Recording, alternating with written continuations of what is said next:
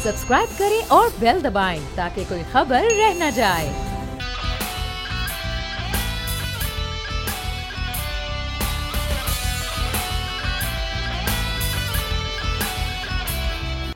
अस्सलामुअलैकुम नाज़रीन, प्रोग्राम में आपको खुश आमदीद कहेंगे। मैं हूं आपके साथ सहरेश जुहेब। इस वक्त सियासी मंजरनामा काफ़ी गर्म है, लेकिन कोरोना की सूरत हाल भी काफ़ी तशवीशनाक है। हर आधे घंटे में एक इंसानी जान इस वबा का शिकार होने लगी है और बताया यह जा रहा है कि ख़तरनाक सूरत हाल की दूसरी वेव इख्तियार करती जा रही है। तभी हुकूमत ने तमाम इज्तिमात अपने मनसूख कर दिए हैं। अपोजिशन को बार बार ये समझाया जा रहा है कि आप लोग भी बाज आ जाएं, रुक जाएं, लोगों की ज़िंदगियां ख़तरे में ना डालें। लेकिन अपोजिशन इस वक्त बाज़िद है। कहा जा रहा है कि लाहौर का जलसा होकर रहेगा, कोई रोक के दिखाए। और 8 दिसंबर का इजलास जो कि अब काफ़ी अहमियत का हामिल हो गया, क्योंकि तहरीक अदम एतमाद लाने का फैसला किया गया है। ग्रीन सिग्नल शहबाज शरीफ ने दे दिया है। इस इजलास में और क्या फैसले होंगे, क्या कंसेंसस बिल्ड हो पाएगा, नहीं हो पाएगा, क्या सूरत हाल होगी, इस पर बात करेंगे। उसके बाद जनाब उर्दू कॉन्फ्रेंस होने जा रही है कराची में, उस पर भी हम बात करेंगे। और सिंध का कल्चरल डे है, उस पर भी हम लाजमी बात करेंगे। तो इस सारी सूरत हाल पर बात करने के लिए हमारे मेहमान भी हमें ज्वाइन करेंगे। और नज़ीर लगारी साहब मामूल के मुताबिक हमारे साथ हैं, प्रोग्राम का हिस्सा हैं। एक लगारी सब पे भारी, आप जानते हैं। तो लगारी साहब, सबसे पहले मुझे ये बताइएगा कि अभी ये जो सूरत हाल है, कोरोना पलट कर उसने वार किया है और आपने देखा, खबरों में सुना है कि आधे घंटे में एक इंसानी जान जो है इस वबा का शिकार हो रही है और 125 लोग एक घंटे में इससे मुतासिर हो रहे हैं।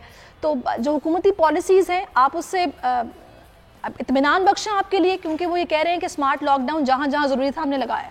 एक तो ये है कि मैं तो सुनता हूँ, मैंने कभी देखा नहीं है कि स्मार्ट लॉकडाउन कैसा होता है। कहा जाता है, पिछली दफ़ा भी कहा जाता जी कराची में भी स्मार्ट लॉकडाउन लगाया गया, लेकिन हमने नहीं देखा कैसा होता है। पंजाब में बताया जा रहा है कि 5,500 या 5,000 जगहों पर है। और स्मार्ट लॉकडाउन होता कैसा है ये कभी भी मुझे अंदाज़ा नहीं हो सका है, ना मैं उसको जानता हूँ, ना मैंने उसको कभी देखा है। बहरहाल वो कहते हैं कि हम स्मार्ट लॉकडाउन कर रहे हैं। असल ज़रूरत इस बात की है कि हुकूमत अब जाए उस तरफ को, अगर इंसानी ज़िंदगियाँ बचानी हैं तो लॉकडाउन की तरफ जाए। और बहुत बाज़ चीज़ें हैं जिनकी उनको बंद किया जा सकता है। बहुत सी चीज़ें ऐसी हैं जिनके बग़ैर मामूलात ज़िंदगी जो हैं वो चल सकते हैं।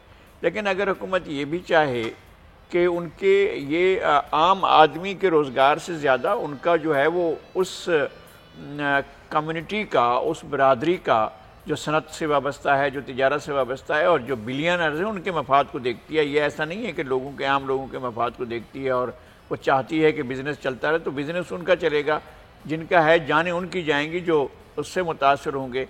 ये कौन सा कोरोना है कि जो भीड़ में, जो बाज़ार में, जो मार्केट में, जो शॉपिंग मॉल्स में नहीं जाता है? ये कौन सा कोरोना है जो आपको जो है जहाँ फैक्ट्रियों में हज़ारों लोग काम करते हैं वहाँ नहीं जाता है?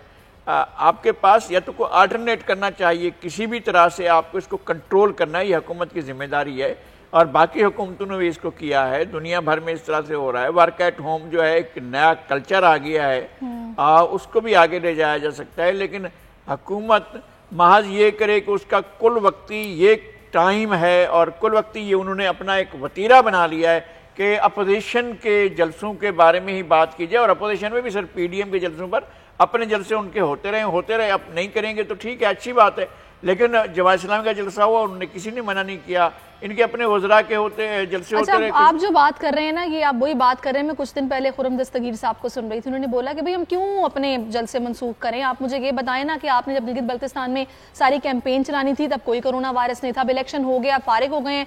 अब जब सब लोग बाहर निकलते हैं, शॉपिंग मॉल्स खुले, यहाँ तो ओवरऑल पूरे मुल्क में आप लॉकडाउन लगा दें, हमें भी समझ आ जाएगी कि भाई कोरोना वायरस है, सब बंद है, हम भी रुक जाएंगे। ये आप लोग सब करके फारिग हो गए और उसके बाद स्मार्ट लॉकडाउन, आपने जहां दिल चाहा कॉर्नर मीटिंग्स भी कर ली। असद उमर साहब आपको पता लाड़काना गए थे, वहां पर भी वो गैदरिंग एक हुई, तस्वीर उसकी भी आई। तो उन्होंने कहा कि ये चीज ठीक नहीं है, अगर आप ओवरऑल लॉकडाउन करेंगे तो हम जलसा रोक सकते हैं। जी लगारी साहब, यकीनन ऐसा है। ये खुरम दस्तगीर का बयानिया है या किसी और का, मुझे इसका नहीं अंदाजा।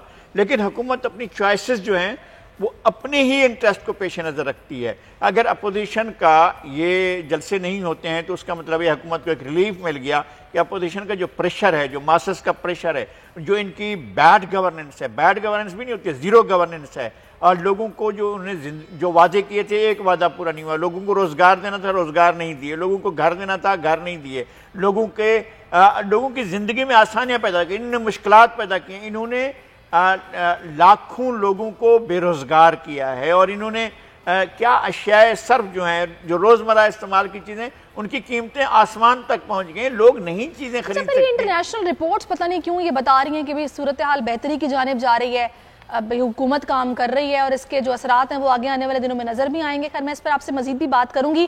اس وقت ہمیں جوائن کیا ہے پارلیمانی صدر ڈاکٹر نوشین حامد صاحبہ. ڈاکٹر صاحبہ بہت شکریہ آپ کے وقت کا.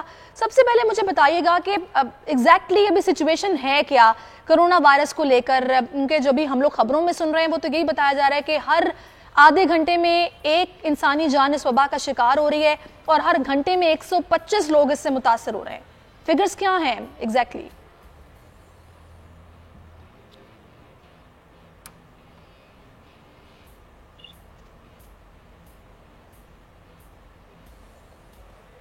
ڈاکٹر صاحبہ کیا آپ مجھے سن سکتی ہیں؟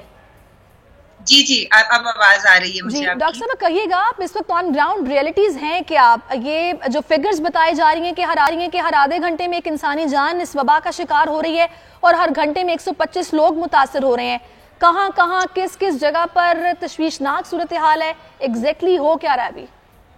جی بسم اللہ الرحمن الرحیم. دیکھیں جی اس وقت اس میں کوئی شک والی بات نہیں ہے کہ یہ جو سیکنڈ ویو کرونا کی ہے اس نے بہت خطرناک صورتحال کی طرف ہم جا رہے ہیں اور خطرناک حدوں کو ہم ٹچ کر رہے ہیں. اور اس وقت وہ جو پچھلے ایک ڈیڑھ مہینہ پہلے جو ہمارا انفیکٹیوٹی ریٹ 1.2 1.3 تھا وہ اب 8 سے 10% پہ ہو گیا اور بعض جگہ پہ وہ 15-16% پہ بھی چلا گیا ہے. اور اس کے علاوہ اس وقت کراچی جو ہے وہ سب سے زیادہ وہاں پر انفیکٹیوٹی اور پازیٹیوٹی ریٹ ہے, اس کے بعد حیدرآباد ہے اور پھر اس کے بعد آزاد کشمیر ہے. مگر اس وقت پاکستان کا کوئی شہر بھی جو ہے بڑا شہر وہ اس وبا سے بچا ہوا نہیں ہے اور بہت تیزی کے ساتھ جو ہے فگرز جو ہیں وہ بڑھتے جا رہے ہیں. اور اسی طرح سے ہاسپٹل میں بیڈز بھی تیزی سے بڑھ رہے ہیں. جو وینٹیلیٹرز کی ہماری کیپیسٹی ہے گو کہ ابھی ہمارے پاس وینٹیلیٹرز اویلیبل ہیں ہاسپٹلز میں, مگر ان کے نمبرز جو ہیں وہ تیزی سے ان میں اضافہ ہو رہا ہے جو پیشنٹس وینٹیلیٹر کے اوپر ہیں. تو اس وقت سچویشن جو ہے وہ بہت خطرناک ہے اور میں سمجھتی ہوں کہ لوگ ابھی ڈاکٹر صاحب بالکل آپ صحیح بتا رہی ہیں کہ تشویشناک صورتحال ہے جہاں پر پالیسیز اس میں کچھ کہا جا رہا ہے کہ ٹھیک نہیں ہے, اس پر کام ہونا چاہیے. وہیں پر کچھ لوگوں کی بھی بے احتیاطی ہے کہ وہ لوگ اس طریقے سے SOPs کا خیال نہیں کر رہے ہیں. ویکسین اس وقت جو ہے نا وہ ہر شہری کے ذہن میں ہے کہ تیار ہو گئی ہے, جیسے کہ آج بتایا گیا کہ ورلڈ بینک سے فنڈز بھی لینے کا سوچا جا رہا ہے, فیصلہ کیا گیا ہے ویکسین خریدنے کے لیے. تو یہ ایک عام آدمی کے لیے اس کی اویلیبلٹی کب تک ممکن ہو پائے گی, کچھ بتا سکتی ہیں آپ؟ جی دیکھیں انشاءاللہ تعالی پاکستان اس وقت 3 طریقے سے جو ہے وہ ویکسین حاصل کرنے کی کوشش کر رہا ہے اور اس کے لیے کافی حد تک چیزیں جو ہیں وہ فائنلائز بھی ہو گئی ہوئی ہیں. سب سے پہلے تو جس کے لیے $150 ملین کا اپروول ہوا تھا اس کے ذریعے ہم لوگ یہ جو اس وقت 5-6 کمپنیز جو کہ اپنی ویکسین کے فائنل مراحل میں ہیں جن میں سے 1-2 کو تو اپروول بھی مل گئے, ان کے ساتھ ہیلتھ منسٹری جو ہے وہ کانسٹنٹلی کانٹیکٹ میں اور نیگوسیشنز ان کے ساتھ چل رہی ہیں. تو ہمیں امید ہے کہ یہ آنے والے ہفتے کے اندر ہماری ان کے ساتھ بکنگز ہو جائیں گی. اور مگر یہ کہ یہ فرسٹ کوارٹر کے اینڈ تک یعنی کہ یہ جو 2021 کا فرسٹ کوارٹر ہے اس کے آخر تک جو ہے یہ ویکسین پاکستان میں انشاءاللہ تعالی ہمیں امید ہے کہ پہنچ جائے گی. دوسرا طریقہ جو پاکستان میں اس وقت چائنیز کمپنی کینسینو بایو کے جو کلینکل ٹرائلز فیز 3 کے ہو رہے ہیں وہ بھی تقریباً اپنی فائنل سٹیجز پہ ہیں.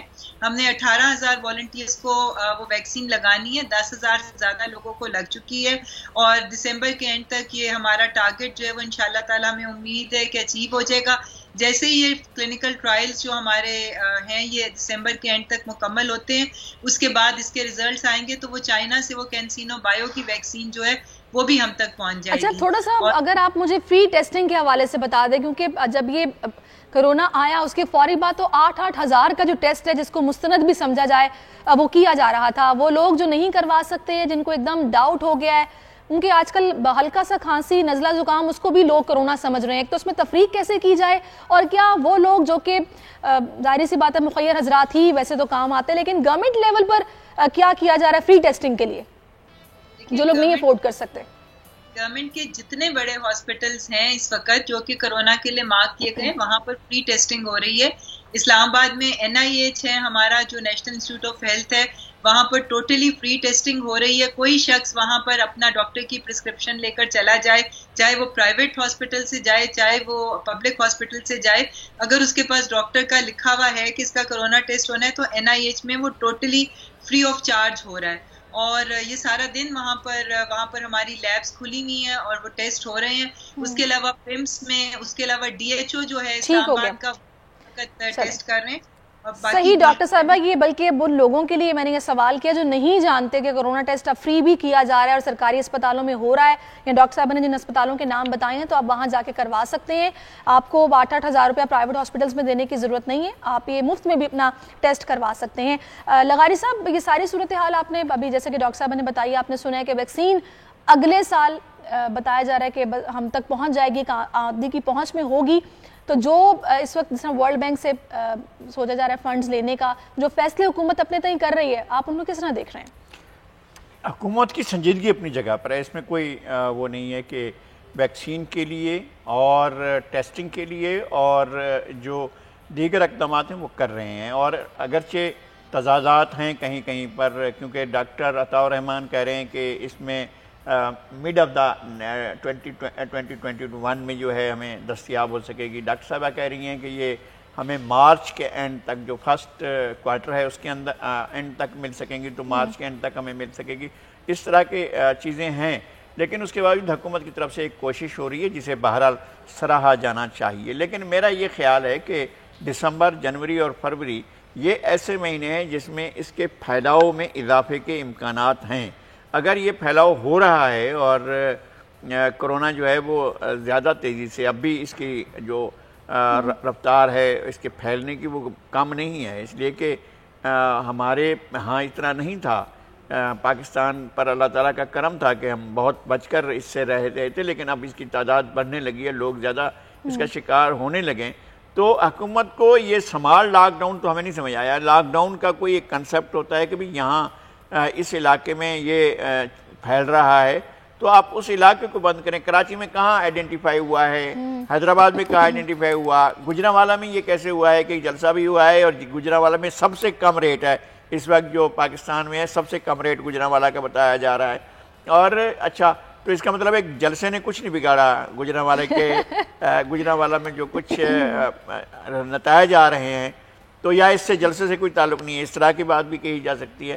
لیکن بہرحال جہاں جہاں کرونا پھیلتا ہے حکومت یہ مت دیکھے کہ جناب اس سے جو ہے ہم ان کو کہیں گے کہ جناب SOP فالو کریں, اچھا جی آپ سینیٹائزر استعمال کریں, اچھا جی آپ ہاتھ دھوئیں 2-3 بار, اچھا جی آپ ایسا کریں کہ ماسک لگا لیں. لوگ اس کو فالو نہیں کر رہے ہیں. آپ کہیں بھی کیمرہ لے کر جائیں اور کسی بھی جگہ پر آپ جو ہے اس کی فوٹیج بنائیں, آپ کو 1% بھی لوگ نہیں ملیں گے جو ماسک پہنے ہوئے ہوں, جو سینیٹائزر کا استعمال کر رہے ہوں یا کوئی ایسا استعمال کر رہے ہوں. تو حکومت کو جانا پڑے گا. اگر آپ کاروبار بند کر سکتے ہیں, اگر آپ شادیاں یعنی شادیوں کا جو ہے ایونٹس جو ہیں وہ بند کر دیے گئے ہیں اور صرف کھلی جگہوں پر شادی کرنے کی, اور وہ بھی ایک تعداد. صحیح کہہ رہے ہیں آپ. چلیں لغاری صاحب, آپ نے بالکل یہ ٹھیک پوائنٹ آؤٹ کیا. ڈاکٹر صاحبہ میں آپ سے اب ایز اے ڈاکٹر بات کر رہی ہوں کہ مطلب ایز اے پارلیمانی سیکرٹری صحت آپ سے یہ میرا سوال نہیں ہے. جیسا کہ جلسے جلوس آج کل آپ کو پتہ ہو رہے ہیں اور اپوزیشن جلد سے آگے مطلب روکنے کے موڈ میں بالکل نظر نہیں آ رہی ہے. آپ ایز اے ڈاکٹر کیا بتائیں گی, کیا کرنا چاہیے ہمیں؟ کیونکہ ظاہری سی بات ہے صورتحال کافی تشویشناک ہوتی جا رہی ہے. کہیں پر بھی جاؤ کسی نے نہ تو ماسک لگایا ہے, SOPs کو بالکل فالو نہیں کیا جا رہا. یہ کتنا خطرناک ہے؟ دیکھیں یہ اس وقت آپ کو پتہ ہے کہ جب تک ویکسین نہیں آ جاتی ہے ہمارا ماسک ہی ہماری ویکسین ہے, اور فزیکل ڈسٹینسنگ جو ہے وہ بہت اسینشیل ہے, کیونکہ ہمیں پتہ ہے کہ یہ ڈراپلیٹ انفیکشن کے تھرو پھیلتا ہے کہ جب کوئی بندہ بولتا ہے تب بھی ہمارے منہ سے تھوک کے چھوٹے چھوٹے سے ذرات نکلتے ہیں جو کہ بظاہر نظر نہیں آتے مگر ہمارے منہ سے نکل رہے ہوتے ہیں, اور کھانسنے اور چھینکنے سے تو اس کی رینج اور بڑھ جاتی ہے, وہ 6 فیٹ تک 4 فیٹ تک جا سکتا ہے. تو ابھی جو آپ بات کر رہے تھے, اگر آپ پشاور میں جو سب سے آخری جلسہ ہوا ہے اس کا اگر آپ ڈیٹا دیکھیں تو 22 نومبر کو وہاں پر جلسہ ہوا تھا, 21 کو وہاں پر انفیکٹیوٹی ریٹ جو تھا وہ 10-12% تھا, اور جلسے کے 5 دن بعد، کیونکہ عام طور پہ 4-5 دن اس کا انکیوبیشن پیریڈ ہوتا ہے، تو وہ 20% پہ چلا گیا تھا. تو یہ تو اس میں کوئی شک والی بات نہیں کہ جہاں لوگ اکٹھے ہوں گے کرونا وہاں پہ پھیلے گا. کیوں چلیں بالکل آپ ٹھیک کہہ رہی ہیں، ظاہر سی بات ہے اگر یہ بیماری ہے اور یہ ظاہر سی بات گیدرنگز ہوں گی، مجمع اکٹھے ہوں گے تو یہ پھیلے گی. بہت شکریہ آپ کا ڈاکٹر نوشین حامد، آپ نے اپنا قیمتی ٹائم ہمیں دیا اور بڑی سیر حاصل گفتگو آپ سے رہی، ویکسین کا بھی آپ نے بتایا. خیر اس ساری صورتحال میں جیسے کہ میں بار بار یہ کہہ رہی ہوں کہ حکومتی جو وزراء ہیں وہ بھی یہ بول رہے ہیں کہ عوام کی جانوں کے ساتھ نہ کھیلیں، آپ نہ جلسے کریں، نہ جلوس نکالیں، اس طرح اور کچھ نہیں ہوگا، نقصان عوام کا ہے. ظاہر سی بات ہے کہ بیماری پھیلتی جا رہی ہے، ہمیں احتیاط کرنی ہے. تو لغاری صاحب ذرا مجھے بتائے گا کہ 8 دسمبر کو بہت اہم اجلاس بھی ہونے جا رہا ہے جس میں کہا جا رہا ہے کہ تحریک عدم اعتماد لائی جائے گی. اس سے پہلے کہ میں اس تحریک پہ بات کروں اور جلسے پہ بات کروں، ذرا تھوڑا سا مجھے بتائے گا، نواز شریف صاحب اور آصف علی زرداری کے درمیان ٹیلی فونک رابطہ ہوا ہے جس میں انہوں نے ان کو بولا ہے کہ بھی آپ پاکستان واپس آ جائیں، آپ کے آئے بغیر پی ڈی ایم کے مقاصد پورے ہونا ممکن نہیں ہے. میرے خیال میں ہمیں اگر چیزوں کو ریالائز کرنا ہے تو یہی ہے کہ میاں نواز شریف کا میدان میں ہونا، چاہے وہ جیل میں ہی ہوں، یہاں ہونا ضروری ہے. ہم یہ نہیں چاہتے ہیں کہ وہ واپس آئیں اور اپنی جیل کاٹیں اور اس طرح سے رہیں، لیکن اگر اس کو سمجھتے ہیں کہ وہ یہ ڈیموکریٹک اسٹرگل ہے تو پھر آپ کو خود اس ڈیموکریٹک اسٹرگل کا حصہ. والدہ کے جنازے پہ تو وہ آئے نہیں ہیں، کیسے ممکن ہے کہ وہ اب اس طرح ان کے کہنے پہ تو میرے کہنے سے بھی نہیں آئیں گے، زرداری صاحب کے کہنے سے بھی نہیں آئیں گے. ہم تو صورتحال کا تجزیہ کر رہے ہیں کہ کیسی صورتحال ہے، اور جس طرح کے ٹارگٹس بنائے جا رہے ہیں کہ استعفے دے دیں گے، تو یا اس طرح کا بنایا جا رہا ہے کہ جی چلیں ہم ووٹ آف نو کانفیڈنس کی طرف جاتے ہیں اسپیکر کے خلاف اور وزیر اعظم کے خلاف. تو مطلب ان چیزوں کو مٹیریلائز کیسے کریں گے؟ کیا 2-3 آپ وضاحتیں کر لیں گے اپوزیشن یہ بتائے، یا جن کا یہ انٹینشن ہے کہ ہم ووٹ آف نو کانفیڈنس کی طرف جاتے ہیں، تو کیا ان کو بتا دیا ہے پاکستان مسلم لیگ کاف نے کہ جی ہم آپ کا ساتھ دے رہے ہیں؟ کیا ان کو بتا دیا ہے ایم کیو ایم نے کہ ہم آپ کا ساتھ دے رہے ہیں؟ کیا ان کو بتا دیا ہے؟ تو پیپلز پارٹی نے سمجھا رہی ہے کہ نمبر پورے کیے بغیر اس طرح تحریک لانا بالکل شرمندگی ہوگی. اور بعض دفعہ یہ بھی ہوتا ہے اور ہم نے دیکھا ہے اور ہوا ہے، سینٹ کے جو ووٹ آف نو کانفیڈنس کی طرف گئے تھے ساجد سنجرانی صاحب کے خلاف، تو کیا ہوا تھا؟ وہ یہ ہوا تھا کہ اپوزیشن کے ارکان کٹ کر وہ چلے گئے تھے اس طرف کو اور انہوں نے ووٹ دیا، اور انہوں نے یہ تک نہیں کیا ہے کہ بھئی ان لوگوں کا پتہ تو چلائیں کون کون لوگ تھے جنہوں نے جا کر ان کے حق میں ووٹ کیا تھا. اب اس طرح سے اگر آپ کریں گے تو عمران خان کے حق میں مثلاً آپ کے یہاں سے 20 آدمی کٹ کر ادھر چلے جاتے ہیں یا 25 آدمی کٹ کر ادھر چلے جاتے ہیں، تو پھر آپ کیا کر لیں گے اور آپ ان کے خلاف کیا کارروائی کریں گے؟ شرمندگی علاوہ آپ کی فیلور آ جائے گا. اب اگلے 2 سال تو رہا ایک طرف، اس اپوزیشن پر کوئی اتنا بھروسہ بھی نہیں کرے گا کہ آنے والے الیکشن میں اس کے بارے میں کنسیڈر کرے کہ ان کی اپنی کنسسٹنسی ایسی ہے، ان کی اپنے رزلٹ ایسا ہے، ان کی اپنی پلاننگ ایسی ہے، ان کا اپنا طریقہ کار ایسا ہے کہ وہ اس کو نہیں بروئے کار لا پا رہے ہیں. تو ان کو کرنا یہ پڑے گا کہ ایک تو میدان میں ہونا چاہیے، اور مین جو پلیئر ہیں وہ اس کے بہرحال نواز شریف ہی ہیں، اور شہباز شریف چونکہ وہ جیل میں ہیں اس لیے جیل سے تو وہ کچھ بھی کہہ سکتے ہیں کہ جی ہم سگنل دے رہے ہیں وہ تو. ہاں اس لیے حالانکہ عمران خان پہلے ہی کہہ چکے ہیں کہ ہم کسی کو پروٹیکشن آرڈر پر ہاؤس میں نہیں لائیں گے، تو اگر وہ ہاؤس میں نہیں آ پاتے ہیں تو ان کی وجہ سے ووٹ آف کانفیڈنس ہو یا نہ ہو، چونکہ وہ تو ووٹ نہیں دے پائیں گے. تو اگر ایسی صورتحال ہے تو پھر آپ کس طرح سے آگے بڑھ سکیں گے؟ اگر آپ جلسے کریں تو جلسوں کے بعد آپ 13 دسمبر کا جلسہ کر لیں، اس کے بعد آپ کے پاس کیا ہے؟ آپ کے پاس کون سا ایسا پلان ہے جس کو آپ بروئے کار لائیں گے اور کہیں گے کہ جناب اس طرح ہم جا رہے ہیں؟ تو انہوں نے کوئی ہوم ورک کتنا کیا ہے ہمیں نہیں اندازہ ہے، ہمیں اس کا بالکل اندازہ نہیں ہے. ہوم ورک یہ ہے کہ کیا لوگوں کے دل بڑھے ہوئے ہیں، کیا لوگ موومنٹ کے لیے تیار ہیں، کیا لوگوں کے اندر ایک تو کورونا نے اور حکومت کے بیانیے نے ان کو بہت زیادہ لیکن لغاری صاحب ابھی تو ساری صورتحال ہے، مجھے تو یہ لگ رہا ہے کہ بس جو بغیر سوچے سمجھے جو جس کا دل چاہ رہا ہے وہ اپنا موقف دے رہے ہیں. اب آپ خود بتائیں نا کہ ایک تو پہلے آپ ایکسپوز ہو گئے جب یہ پیچھے بڑے میاں صاحب نے وہ تقریر کی جس میں باقاعدہ انہوں نے نام لے لیے، پھر دیکھا سب پیچھے ہٹ گئے کہ نام نہیں لینے چاہیے تھے، نظر آیا کہ ان میں آپس میں اتفاق نہیں ہے. ابھی پھر یہ لوگ اب یہ بات استعفوں کی کر رہے ہیں، پھر وہ کہہ رہے ہیں کہ سب سے پہلے یہ آپشن میاں صاحب نے دیا تھا.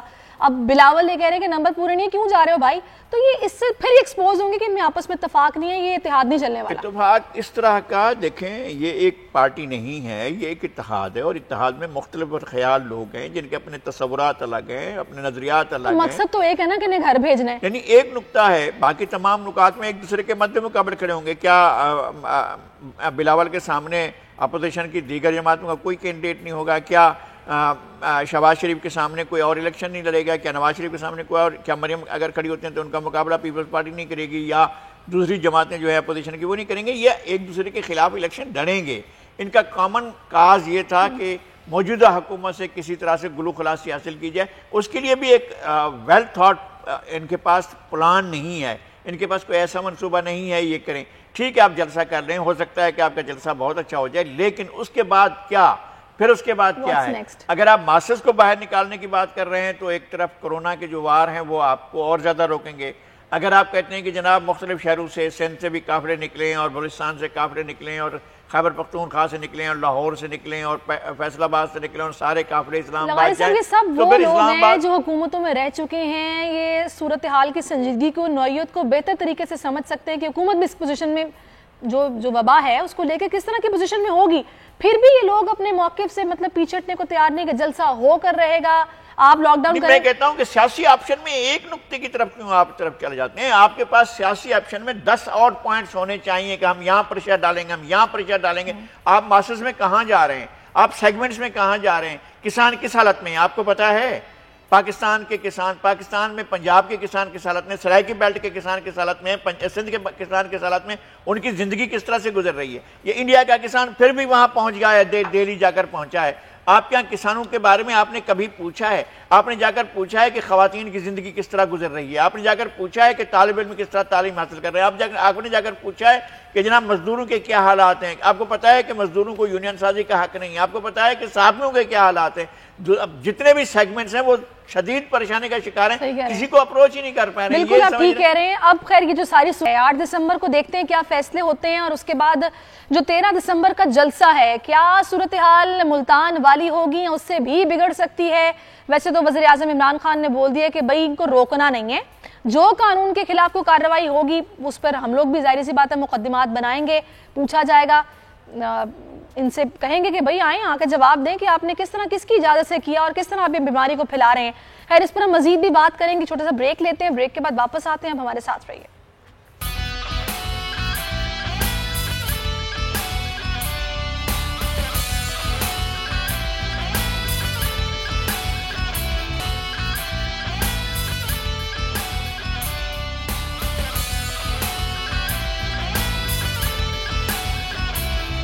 ویلکم بیک ناظرین. ابھی ہم بریک میں اور لغاری صاحب یہی بات کر رہے تھے کہ جو کارروائیاں کہا جا رہا ہے کہ اب کی جائیں گی، جو غیر قانونی کارروائی کرے گا اس کے خلاف مقدمات بنائے جائیں گے، تو کس قانون کے تحت یہ مقدمات بنائے جائیں گے، کیا صورتحال ہوگی؟ تو میں چاہوں گی لغاری صاحب اسی پر آپ سے بات کروں کہ آج میں نے بڑی دلچسپ خبر پڑھی ہے جس میں جناب خبر کچھ اس طرح سے تھی کہ ایک حضرت درخواست لے کے گئے ہیں کہ کرونا پازیٹیو انہوں نے بتایا کہ بعد میں ہے، پہلے انہوں نے گلے لگا لیا، منہ پہ بوسہ دے دیا، جس پر اس شخص نے درخواست لے کے وہ عدالت چلا گیا کہ بھئی انہوں نے میرے ساتھ یہ غلط کیا، یہ جرم ہے ایسے گلے لگانا اور منہ پہ بوسہ دینا. تو اس پہ پھر کہا گیا کہ اس شخص کا پہلے ٹیسٹ کرایا جائے گا، اگر یہ پازیٹیو آیا تو پھر اس مقدمے کے اندر بیماری پھیلانے کی دفعات بھی شامل ہوں گی. بیران ہو سکتا ہے کہ ایسی کوئی آپ کے پاس آپ کے قانون میں کوئی تعزیرات پاکستان میں ایسا کوئی ایکٹ ہو، ایسا کوئی قانون موجود ہو، یا کوئی کسی زمانے میں ایسا کوئی آرڈیننس آیا ہو جو بعد میں قانون بن گیا ہو کہ بیماری پھیلانے پر کوئی سزا بھی ہو سکتی ہے یا نہیں ہو سکتی. اس بارے میں میں نہیں بتا سکتا، لیکن بہرحال اگر ایک آدمی نے ایک عمدن کسی شخص کے کو بیماری میں مبتلا کرنے کی کوشش کی ہے اور بعد میں یہ بتایا ہے کہ میں پازیٹیو ہوں، تو قانون تو بہرحال کارروائی کرے گی. ان کو عمدن ارادہ کسی بھی جرم کرنے کے یا کسی کو ضرب لگانے کے، کسی کو نقصان پہنچانے کا ارادہ تو اس بندے کو ہو سکتا ہے. جب اس کو پتا تھا کہ میں پازیٹیو ہوں تو میرا گلے ملنا کسی کے لیے نقصان دہ ہو سکتا ہے، تو اس کا ذاتی گرج کوئی ہوگا تو اس نے کہا میں گلے مل لیتا ہوں، بیماری یہاں منتقل کروں، غصہ ہوگا کسی قسم کا. لیکن خیر یہ بڑا ہر جگہ پہ ہر سیکٹر میں یہ صورتحال بڑی مطلب اثر انداز تو ہو رہی ہے، ظاہر سی بات ہے. آپ دیکھیں آج میں آپ کو ایک اور بلکہ for the sake of information بتاتی ہوں کہ مصطفیٰ کمال صاحب کی بھی پیشی تھی کیس میں. احتساب عدالت کراچی میں یہ کوئی کیس تھا جس میں غیر قانونی پلاٹ الاٹمنٹ کے حوالے سے تھا، تو اس میں بھی جناب پروسیکیوشن نے کرونا پازیٹیو کوئی گواہ پیش کر دیا، جس پر جناب کھلبلی مچ گئی پوری عدالت میں کہ یہاں تو یہ بندہ جو پازیٹیو ہے اس نے ماسک نہیں لگایا ہوا، کیونکہ ایس او پیز کو تو فالو کیا نہیں جا رہا. تو خیر یہ ساری صورتحال ہے. لغاری صاحب مجھے یہ بتائیں کہ اس جو وہاں پر موجود تھے کچھ لوگ ہوں گے جو ملزمان ہوں گے، کچھ لوگ ہوں گے جو پراسیکیوشن کے ہوں گے، کچھ لوگ ہوں گے جو وکیل ہوں گے، کچھ لوگ، لیکن ان کا کیا قصور ہے؟ جو عدالتی عملہ بیٹھا ہے، جو جج صاحب بیٹھے ہوئے ہیں، ان کا کیا قصور ہے کہ آپ ان کو بھی بالکل وہ سامنے جا کر کٹہرے کہ اگر وہ کھڑا ہے اور جا کر وہ عدالت کی طرف دیکھ کر بات کر رہا ہے اور اس کا فاصلہ اتنا زیادہ نہیں ہے کہ عدالتی عملہ متاثر ہوتا ہے، تو پھر عدالتی عملے کا کیا قصور ہے کہ وہ ساری کے سارے پروسیس میں ان کی اگر پازیٹیو ہو جاتے ہیں تو ظاہر ہے یہ بھی نقصان دہ بات ہے. لیکن خیر لغاری صاحب میں تو دعا گو ہوں، کیونکہ اب ظاہر سی بات ہے یہ آخری مہینہ، یہ سال بالکل ختم ہونے والا ہے اور اب آگے اگلا سال ہے. تو میری دعا ہے کہ اگلے سال میں کچھ اللہ تعالیٰ ہم لوگوں پر اپنا رحم کرے، کرم کرے کہ بیماری جو ہے یہ ختم ہی ہو جائے. اور ویسے بھی اس کی ویکسینیشن آ رہی ہے تو کچھ امید تو پیدا ہوئی ہے کہ صورتحال بہتری کی جانب جائے گی. تو جہاں پر ہم بات کر رہے ہیں اس بیماری کے حوالے سے تشویشناک صورتحال پر، تھوڑی سی خوشی کی خبر یا تھوڑی سی ایسی خبر جس سے کوئی تھوڑی سی فیسٹیوٹی یا پھر چہرے پہ مسکراہٹ آ جاتی ہے، تو سندھی کلچرل ڈے جو ہے وہ جناب منایا جا رہا ہے، جاری ہے، اور آپ کو پتہ ہے پورا ہفتہ ہی منایا جاتا ہے. کلچر ہماری ڈیپتھ ہے، ظاہر سی بات ہے کہ ہم لوگ اپنے کلچر سے پہچانے جاتے ہیں اور کہتے ہیں کہ وہ قومیں ترقی کرتی ہیں جو اپنے کلچر کو یاد رکھتی ہیں، اپنی تہذیب کو یاد رکھتی ہیں. تو ایک جھلک دیکھیں آپ کلچرل ڈے کس طرح منایا جا رہا ہے، اس پر لغاری صاحب سے بات کریں گے. جی لغاری صاحب تما جو نالے شائق ہے، مجھے سندھی آتی نہیں ہے لیکن یہ ایسا زبردست ثقافتی گیت ہے کہ جب بھی سنا جائے تو یقین جانے کے چہرے پر ایک مسکراہٹ آ جاتی ہے، بڑا مزہ آتا ہے اس کو سن کے. بہت اچھا گیت لکھا ہے اور بہت ہی کمال گیت ہے. میں نے اس کو دنیا بھر میں جہاں جہاں بھی سندھ کے لوگ رہتے ہیں، انڈیا میں، سری لنکا میں، یو اے ای میں، انگلینڈ میں، امریکہ میں، دنیا بھر میں جہاں جہاں رہتے ہیں وہاں پر یہ گانا اس موقع پر گایا جاتا ہے. اور یہ کوئی زیادہ لمبا چوڑا عرصہ نہیں ہے اس دن کے منانے کا. آپ کو پتہ ہے اس کی وجہ کیا ہے، کیوں منایا جا رہا ہے؟ جی جی ہمارے ایک ٹی وی اینکر نے زرداری صاحب پر تنقید کی. تنقید تو سب کرتے ہیں، ہم بھی کرتے ہیں. زرداری صاحب پر تنقید بھی کی، ان کے ساتھ اچھے دن بھی گزارے ہم نے اور ان کے ساتھ بہت شدید تنقید بھی کی. لیکن ان کی تنقید کوئی اور تھی. انہوں نے کہا یہ سندھی ٹوپی پہن کر اور اجرک لے کر جو ہے یہ آ جاتے ہیں اور اس طرح کی باتیں شروع کر دیتے ہیں. ڈائریکٹ اس طرح سے اٹیک کیا تھا. تو اس پر جن لوگوں کا نہیں تھا تعلق پیپلز پارٹی سے، وہ سندھی ٹوپی اور اجرک لے کر آئے. انہوں نے کہا نہیں، یہ اس پر تو ہم بات نہیں کرنے دیں گے، یہ ہماری تہذیب ہے. اور یہ تہذیب اب سے نہیں ہے. کنگ پرسٹ جو ہے اب موہنجودڑو سے جو ہمیں ملا ہے مجسمہ قدیم ترین کنگ پرسٹ کا، اس نے بھی سندھی اجرک اوڑھی ہوئی ہے. اور یہ 5000 سال سے معلوم تاریخ جو ہے تہذیب کی، اس کے اندر اجرک جو ہے وہ سندھ میں 7 سال چل رہی ہے. اسی طرح سے وہاں سرائکی میں نیلی اجرک جو ہے بالکل آپ نے دیکھا تھا کہ اس طرح سے ملتان کے جلسے میں پہن کر آئی تھیں آصفہ بھٹو. تو یہ اجرک جو ہے یہ ہماری تہذیب ہے اور اس کے بارے میں ہمیں کسی قسم کی لوز ٹاک نہیں کرنا چاہیے.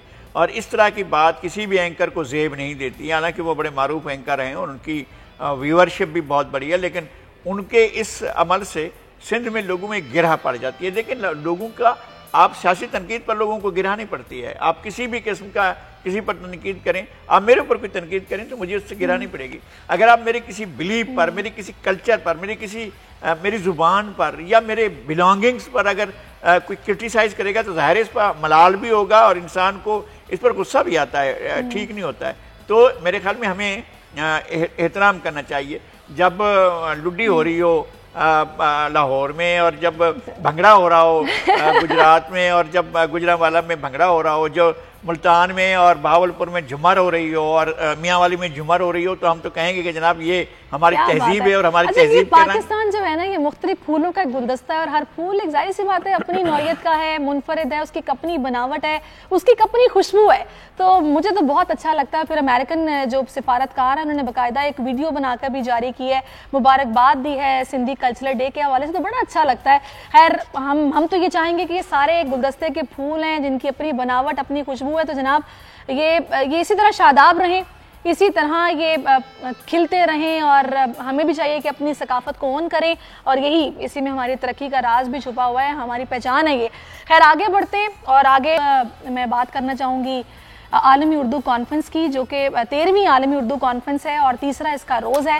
لغاری صاحب، اردو ہے جس کا نام سبھی جانتے ہیں، داغ سارے جہاں میں دھوم ہماری زبان کی ہے۔ تو جناب کیا بات ہے، داغ دہلوی نے کا کمال کا شعر لکھا، بڑی شائستہ زبان۔ اور دیکھیں یہ ایک بہت بڑی موومنٹ رہی ہے اردو نام دینے کی بھی۔ داغ جو ہے یہ بادشاہ کے اس میں بھی تھا، یعنی کہ دربار کے شاعروں میں بھی تھا، اور داغ جو ہے وہ ہم عصر تھا غالب کا، مومن کا، استاد ابراہیم ذوق کا، اور کنٹمپریری تھا، اور علامہ اقبال کے استاد تھے۔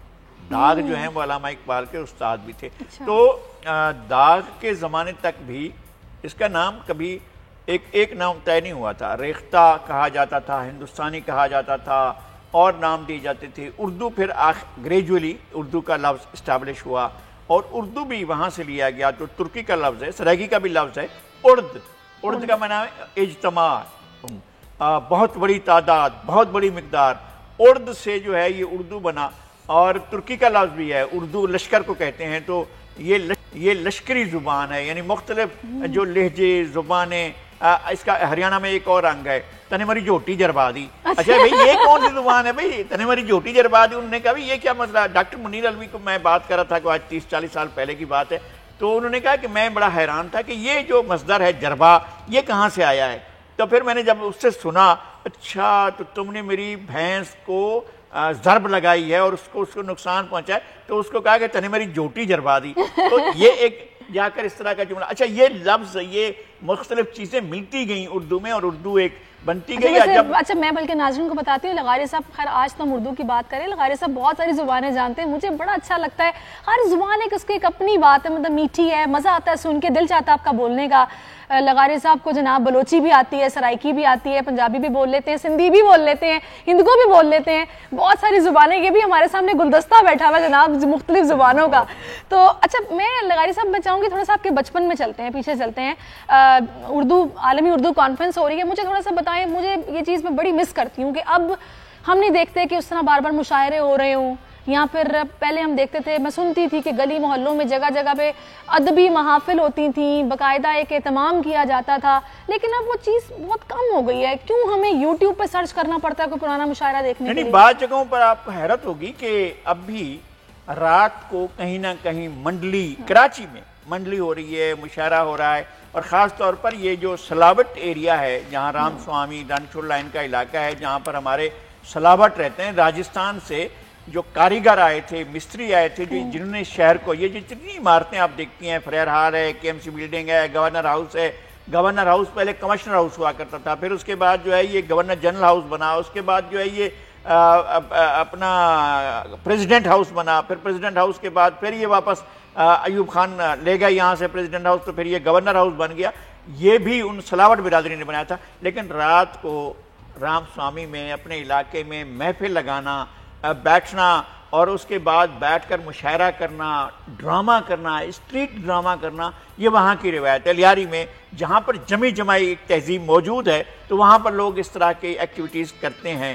عالمی اردو کانفرنس، یہ احمد شاہ کا تصور تھا کہ کس طرح سے ہمیں اس کو لے کر آگے بڑھنا چاہیے۔ چلیں وہ ہمارے ساتھ، آپ اگر احمد شاہ ہمارے ساتھ لائن پر موجود ہیں، ان سے بات کر لیتے ہیں، شامل گفتگو کرتے ہیں۔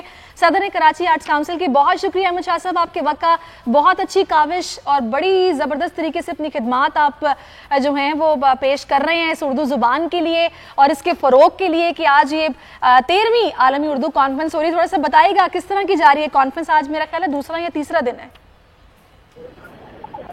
بہت ہی شاندار کانفرنس کل شروع ہوئی ہے، اور جہاں کرونا کی صورتحال میں ہم نے کوشش کی کہ لوگ اس میں فزیکلی کم شریک ہوں، لیکن اس کا ایک ڈس ایڈوانٹیج کو ہم نے ایڈوانٹیج بھی بنایا، اور دنیا کے ان خطوں سے جہاں لوگ نہیں آ سکتے تھے سب کو ڈیجیٹلی کنیکٹ کر دیا۔ اوپننگ میں بھی ہندوستان کے دو گوپی چند نارنگ اور شمیم انفی صاحب جس میں شریک ہوئے، اس کے علاوہ سارے پاکستان سے۔ پھر ہم نے یوتھ مشاعرے میں بھی برطانیہ، پرتگال اور پاکستان کے مختلف شہروں سے لوگوں کو شامل کیا ہے۔ تو اب بہت سارے ادیب تو آرٹس کاؤنسل کی چھت کے نیچے جمع ہیں، کچھ ممالک سے بھی آنے میں کامیاب اور بہت سے جو نہیں آ سکے وہ ڈیجیٹلی کنیکٹ ہوتے ہیں۔ شاہ صاحب آپ نے ایک بڑا اہم اور اقدام کیا ہے گزشتہ کئی برسوں سے، وہ یہ ہے کہ پاکستان کی جو دوسری زبانیں ہیں ان کے بارے میں بھی آپ نے مختلف تقاریر کی ہیں، ذرا ان کے بارے میں ہمیں بتائیں گے۔ جی احمد شاہ صاحب دوسری زبانوں میں جو آپ لغاری صاحب جی لغاری صاحب میرے تو بھائی بھی ہیں اور بہت سے میں نے سیکھا بھی ہے۔ ہم نے کہا ریلیشن وقت تک مضبوط ہو ہی نہیں سکتی جب تک کلچرل ہمآہنگی نہ ہو، ثقافتوں کے درمیان، زبانوں کے درمیان جب تک ہمآہنگی قائم نہیں ہوگی۔ اور یہ ایز اے پاکستانی جو اس جغرافیے میں، اس پاکستان کی باؤنڈری میں جتنے 22 کروڑ لوگ رہتے ہیں اور وہ جتنی زبانیں بھی بولتے ہیں، ان کے درمیان نفرتیں پھیلانے کی تو 60-70 برس کوشش ہوئی ہے۔ آج کونسل نے پاکستان کی تمام زبانوں کے ادیبوں کے ساتھ اور اردو زبان کے بڑی تعداد میں ادیب اس میں شامل ہیں، تو یہ ایک کلچرل ہمآہنگی کر رہے ہیں۔ 100 برس کے 100 برس کی زبان و ادب کے 100 برس، بلوچی کے، بلاوی کے اور اس طرح سے سندھی کے۔ تو اس سے ہو کیا رہا ہے کہ سب ادیب آپس میں مل رہے ہیں اور تبادلہ خیال ہو رہا ہے۔ یہ ادیبوں کی تو آپ نے بات کی کہ تبادلہ خیال ہو رہا ہے، ایک چھت کے نیچے موجود ہیں، ظاہری سی بات ہے بڑی سیر حاصل گفتگو ہو رہی ہوگی۔ میں تھوڑا سا جاننا چاہ رہی ہوں ان نوجوانوں کے بارے میں جو کہ اس سیر حاصل گفتگو سے مستفید ہو رہے ہیں، وہ آپ نے کتنا رجحان دیکھا ہے، کتنی دلچسپی دیکھی ہے نوجوانوں کی آپ نے؟ آپ جیسا کہ جانتی ہیں کہ ڈیجیٹل میڈیا میں تو ہم نے نوجوانوں نے لیڈ کیا ہے اور سب سے پہلے انہوں نے یہ ڈیجیٹل میڈیا جوائن کیا ہے۔ تو یہ ڈیجیٹل میڈیا پر ہونے کا ایڈوانٹیج یہی ہے کہ دنیا کے ہندوستان نوجوان اس کو بڑی تعداد میں دیکھ بھی رہے ہیں اور اس سے محظوظ بھی ہو رہے ہیں، اس سے سیکھ بھی رہے ہیں اور کوشچنز بھی ریز کر رہے ہیں۔ تو اس کا ایک بہت بڑا فائدہ ہوا ہے اس کانفرنس کا۔ چلیں، میں تو یہ سنتی آئی ہوں کہ با ادب با مراد اور بے ادب بے مراد، کچھ ایسی باتیں بھی ہوا کرتی تھی۔ موسیقی اور مشاعرے ہو رہے ہیں، یہ بڑا کمال ہے اس کا، زبردست۔ اچھا مجھے تھوڑا سا ذرا بتائیے گا، کیونکہ کہتے ہیں پرسنالٹی بلڈنگ میں بھی یہ چیزیں بڑی کارگر ثابت ہوتی ہیں کہ آپ کا لگاؤ آپ کی تربیت میں، مطلب اس کی کنیکٹیوٹی تھوڑا سا ذرا اگر آپ اس پر روشنی ڈالیں، کیونکہ ظاہر سی بات ہے آپ کاوش کر رہے ہیں، آپ بہتر سمجھتے ہیں اس چیز کو۔ اچھا معاف کیجیے گا، آپ کی ابتدائی گفتگو میری سمجھ میں نہیں آئی۔ اچھا لائن کوئی بہت اچھی نہیں ہے۔ اچھا چلیں، وہ اچھی نہیں ہے لغاری صاحب، بلکہ آپ اس پہ روشنی ڈالیے۔ میں نے تو یہ سنا ہے، ازراہ تفنن ایک بات کر رہی ہوں، میں نے سنا ہے یہ کہا جاتا تھا نا کہ با ادب با مراد بے ادب بے مراد، یہ تو ہوتا ہے اور یقیناً ایسا ہوتا ہے۔ ادب جو ہے ایک وسیع، بہت وسیع معنوں کے ساتھ ہے، اور احمد شاہ صاحب جو ہیں وہ ہر لحاظ سے با ادب ہیں اور ہر لحاظ سے با مراد ہیں، اور انہوں نے ان پچھلے 13 سالوں میں جو اس سلسلے میں بہت بڑے، ایک تو یہ کہ اردو موسیقی، کلاسیکل موسیقی، آج کی موسیقی اور پاکستان کی دیگر زبانوں کی موسیقی، اس کو بڑا اسپیس دیا، اور انہوں نے زبانوں کے مشاعرے کروائے اور زبانوں کے شاعر جو ہیں مختلف زبانوں کے، سندھی کے، بلوچی کے ادیب شاعر آئے اور یہاں پر انہوں نے اظہار خیال بھی کیا اور اپنا کلام بھی پیش کیا ہے۔ سرائکی کے ہمارے بڑے شاعر پچھلے سال آئے تھے، ایک بار سوکڑی، اس دفعہ سرائکی خواتین کی زندگی کے بارے میں سیمینار ہوا اور بڑا سیمینار تھا، اور اس کے اندر شرکا جو ہے میرے خیال میں انٹرنیشنلی دنیا بھر میں اس کو دیکھا بھی گیا، اس کا سراہا بھی گیا، اور اس کے سوشل میڈیا پر بڑے کمنٹس آ رہے ہیں، تو ایک بہت بڑی ایفرٹ ہے یہ۔ اور اس لیے میں اور بات کرتا ہوں، سب سے بڑی بات یہ ہے کہ کراچی میں پچھلے 13 سالوں میں جو گریجولی ہم امن کی طرف آئے ہیں، اس میں جتنے بھی اقدامات کیے گئے سرکاری سطح پر وہ اپنی جگہ پر اہم ہیں، لیکن یہ کردار جو آرٹس کونسل نے کیا ہے وہ بے مثال۔ بالکل، میں اسی پر بات کرنا چاہ رہی ہوں کہ ظاہر سی بات ہے جب اتنی کاوش کی ہے تو یہ بڑا بہتر سمجھتے ہیں کہ اس کے فائدے کیا ہے اور یہ کتنا ضروری ہے۔ تو میں اسی لیے احمد شاہ صاحب آپ سے جاننا چاہ رہی تھی، کیونکہ میں نے یہ بھی سنا ہے کہ پرسنالٹی بلڈنگ میں ظاہر سی بات ہے کہ یہ چیز بڑی ضروری ہے کہ آپ ادب سے بھی جڑے رہیے، ظاہر سی بات ہے بہت کچھ سیکھنے کو ملتا ہے جو کہ آپ کی اپبرنگنگ کے لیے بہت ضروری ہوتا ہے۔ اس پر تھوڑی سی روشنی ڈالیے گا۔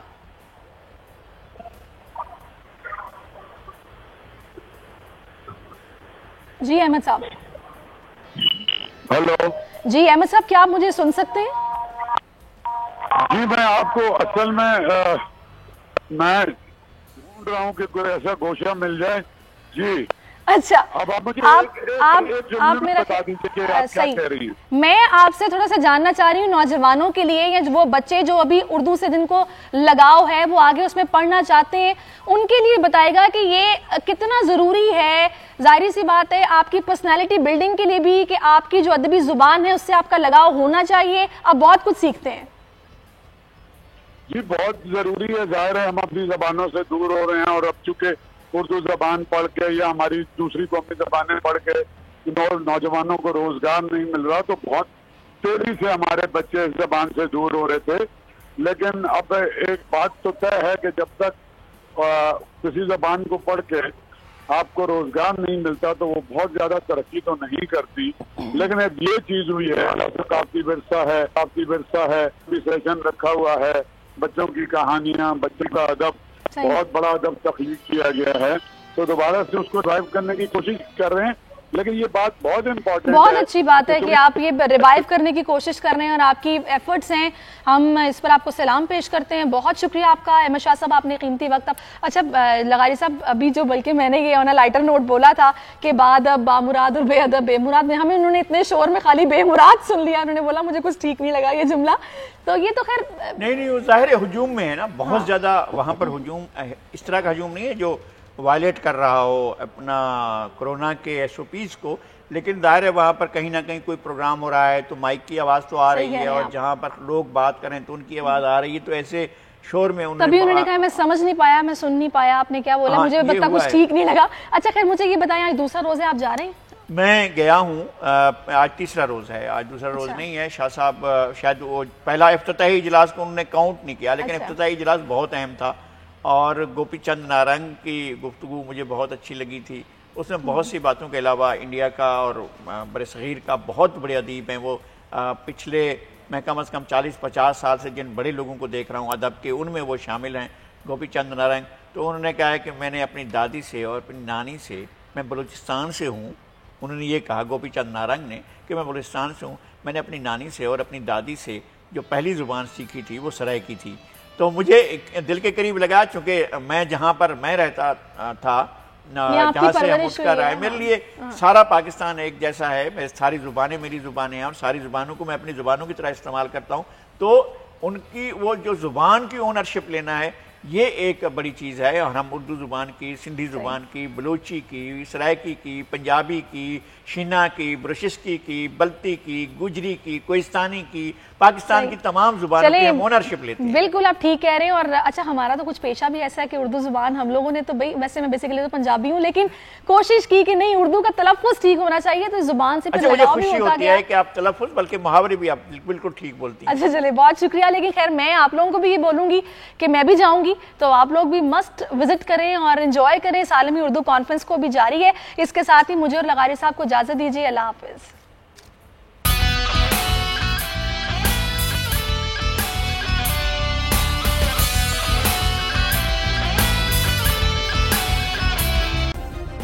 سبسکرائب کریں اور بیل دبائیں تاکہ کوئی خبر رہ نہ جائے.